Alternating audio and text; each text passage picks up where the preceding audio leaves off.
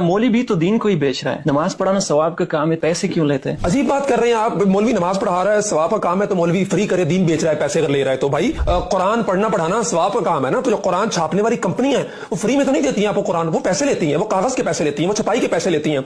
हज करना सवाब का काम है, फर्ज है। ट्रैवल एजेंसियां आपको मुफ्त में तो हज पे नहीं भेज देती, वो पैसे लेती है ना आपसे। जहाज वाले पैसे लेते हैं आपसे। मस्जिदें बनाई जाती हैं, अंदर नमाज होती है, कुरान पढ़ा जाता है, सारे नेकी के काम होते हैं। लेकिन मिस्त्री मस्जिद बनाने के पैसे लेता है, मस्जिद में लगने वाली सीमेंट के आप पैसे देते हैं, सरिये के पैसे देते हैं, मजदूरों को आप पैसे देते हैं। शादी आधा ईमान है, निकाह सुन्नत है, दीन का हिस्सा है। लेकिन बेद छुआरों से लेके, कपड़ों से लेके, कैटरिंग वालों से लेके, शादी हाल वालों पे लाखों रुपए आप लुटा देते हैं। लेकिन अगर मौलवी को 5,000 रुपया, 10,000 रुपया निकाह जिसने पढ़ाना है, आपके इस रिश्ते को हलाल करना है, अगर आपको देने पड़ जाए तो आपको मौत पड़ जाती है। अजीब बात कर रहे हैं आप। मौलवी हमारी नजरियाती शर्तों का मुहाफिज है, हमारे ईमान की फिक्र कर रहा है, हमारे दीन की फिक्र कर रहा है। तो उसका जो टाइम वो दे रहा है दीन के लिए, मस्जिद के लिए, पाबंद होकर बैठा है आपकी नमाज पढ़ाने के लिए, जनाजे पढ़ाने के लिए, आपके साथ दीनी मामला की तरफ ताउन करने के लिए, तो उसका नफा पूरा करना भी आपकी जिम्मेदारी है।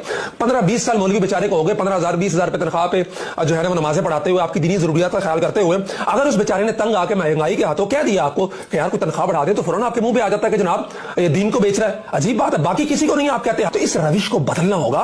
वो अपनी सर्विसेज दे रहा है, वो टाइम दे रहा है, वो आपके लिए पाबंद होकर बैठा हुआ है, तो इसलिए उसकी जरूरियात का ख्याल रखना है आपकी जिम्मेदारी। आप ये नहीं कह सकते कि वो दीन को बेच रहा है। अगर मौलवी दीन को बेच रहा है तो फिर हज सर्विसेज वाले दीन को बेच रहे हैं।